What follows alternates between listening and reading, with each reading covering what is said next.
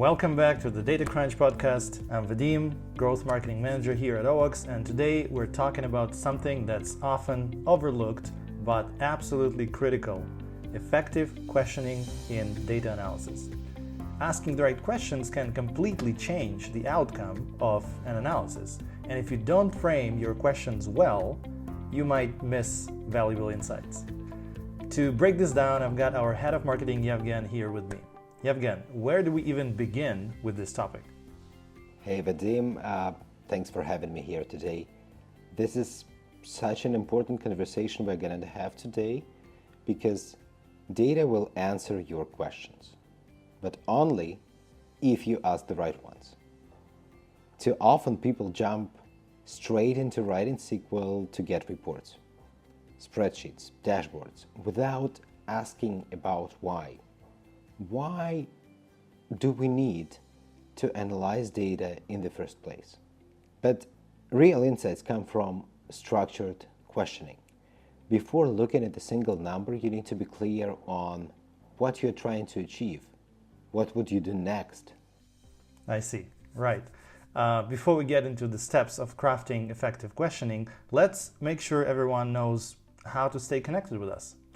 If you're watching this on YouTube, don't forget to hit that subscribe button and leave us a comment below.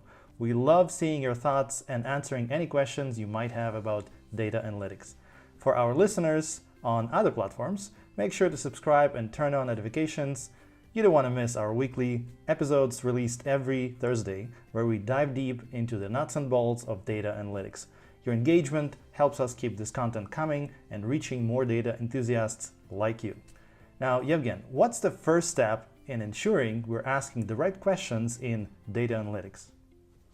It all starts from defining the problem. Without a clear goal, you can end up lost in a sea of data.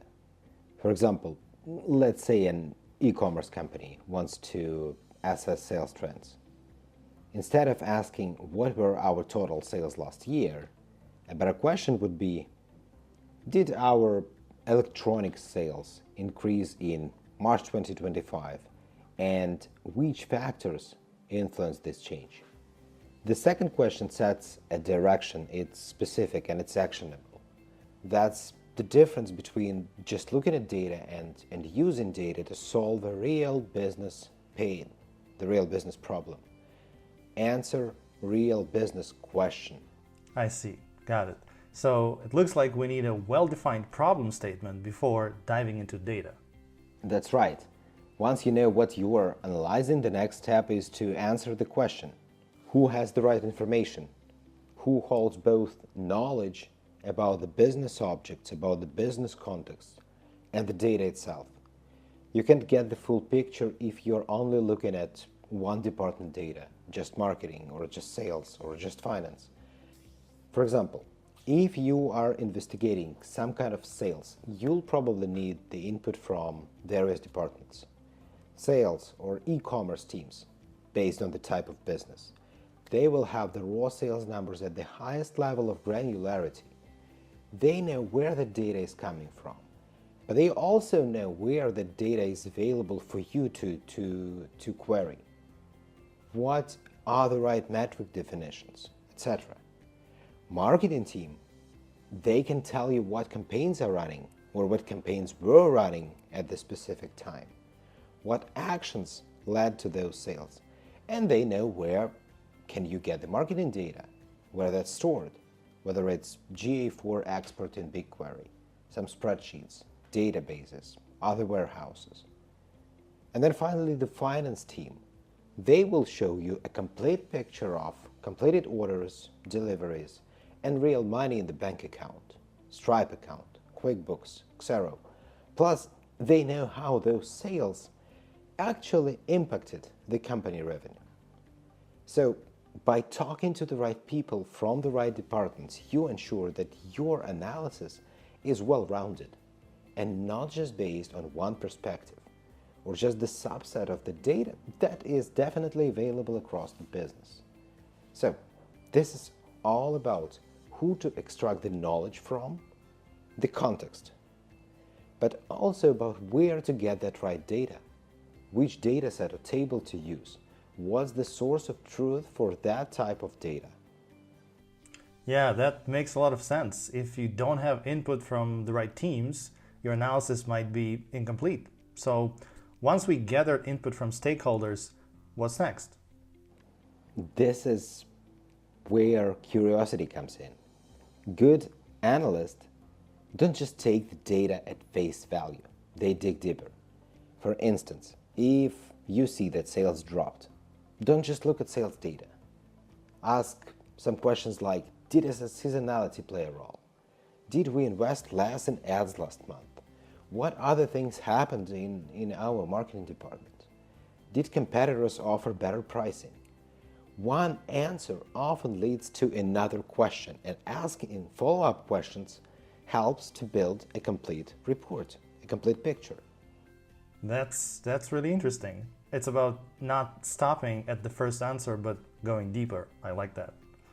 Exactly. And once you know what you're looking for, you need to ask yourself a question: how to measure success? That's where key performance indicators come in. For our electronic sales example, some useful KPIs could be total revenue from electronics category, conversion rate from marketing campaigns, average order value for electronic buyers, customer lifetime value, and how that all is compared to other segments. Choosing the right KPI keeps your analysis focused and ensures that you are tracking really meaningful results instead of just reporting on numbers without any context. And by the way, last year I've recorded a nice video on how to define your KPIs. So let's leave a link somewhere in the description to this video. Yes, for sure. I'll leave the link in the description to that video. You guys can watch it. And so, right, it's about choosing metrics that actually reflect success. So after defining KPIs, what do we have next? Now, it's time to answer the question how to find relevant data. If you have a reporting system like OXBI, you're good to go. Semantic layer, data modeling layer, conversational UI to get reports, you know where to get that source of truth. But if not, if you are not a user of OXBI yet, that's totally fine. You just need to figure out how to get that data. This involves checking existing sources, starting from the top to the bottom. The data warehouses goes first. Snowflake, BigQuery, whether you have one inside the business, that's most likely where the source of truth is. But if not, the next level, databases, MySQL, PostgreSQL, traditional transactional databases. Then CRM systems, Google Analytics, some sales reports, customer survey. If more data is needed, I'd recommend going after the relevant stakeholders and ask them. Marketers definitely know where marketing data is stored. Sales, where the sales data is.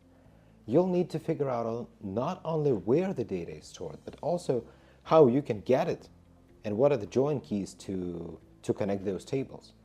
That might be tough. You might want to start with some kind of VLOOKUP in just Google Sheets or use SQL. That's up to you, and that is based on the amount of data you need to merge to answer that specific business question from the very beginning. A key part of this step is also validating that data that you see. Because if your data is not modeled at this step, if it's not modeled yet, if it comes from different places, different tools, you need to ensure consistency. The last thing you want is that numbers that you get to this report would conflict with the numbers in another report. Right. Bad data leads to bad decisions. We know that. Speaking of which, I know and I think the next step should be the quality of data. Am I right? Yep. How to ensure the data quality is the next critical question to ask. Because poor data quality means poor insights. Bad data, bad decisions.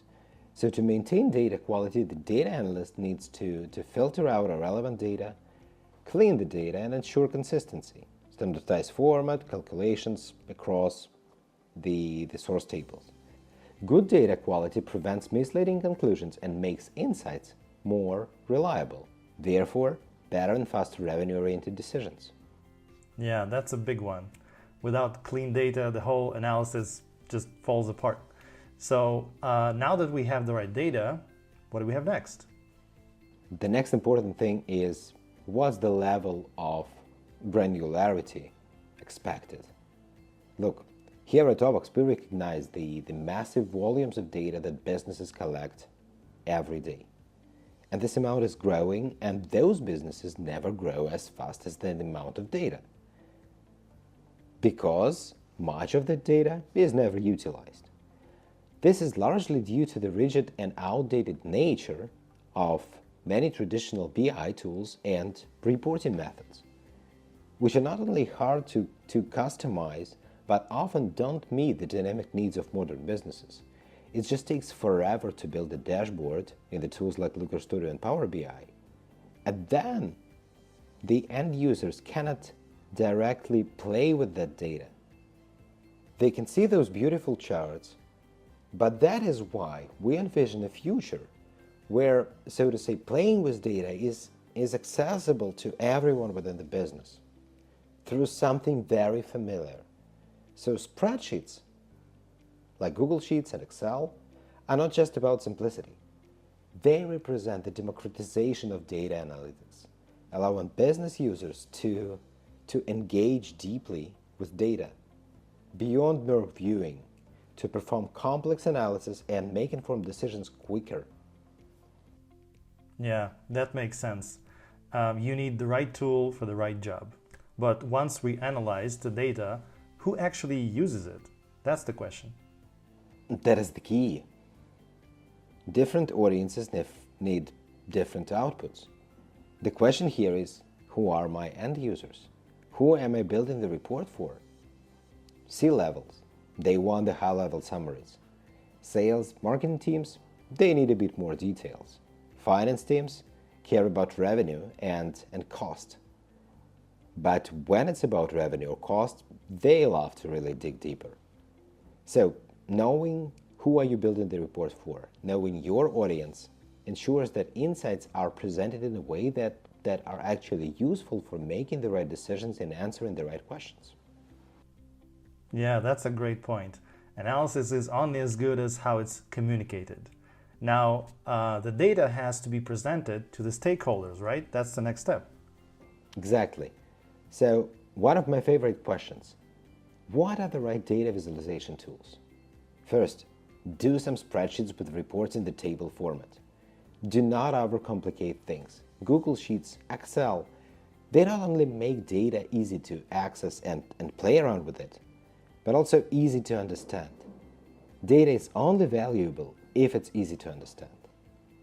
But then, spreadsheet tools, like both Google Sheets and Excel, they offer easy-to-apply visualization. Trends over time, spreadsheets can generate dynamic line charts that update source data as data volume grows. Comparing categories, create intuitive bar charts. Analyzing market share, well, pie charts in spreadsheets can be assembled quickly, providing a visual snapshot that's immediately comprehensive. Just remember, do not try to put more than 3 pieces of a pie on it. So, using spreadsheets for these visualizations of your reports means that every business professional, not just data expert, not just visualization expert, can extract, share, and act upon clear the actionable insights from that data. So this accessibility helps to ensure that decisions are based on an understanding of the data, of deep understanding of the data. And that fosters better business outcomes.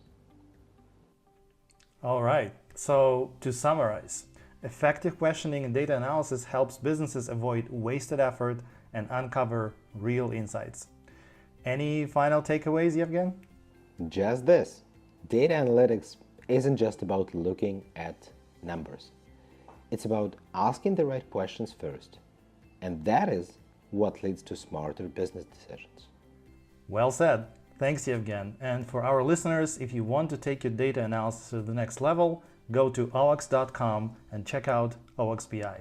Also, feel free to explore our new semantic layer and data modeling tool within OWAX-BI. It's free now to start and incredibly useful for building all the corporate reports. We empower businesses to make business data accessible by everyone. Check out the link in the description below for more details and join our community of passionate data professionals. And last but not least, don't forget to subscribe to the Data Crunch podcast for more insights. Thanks, Vadym, for having me here today, and thanks to everyone listening to us. Stay curious, ask the right data questions, and we'll see you in the next episode.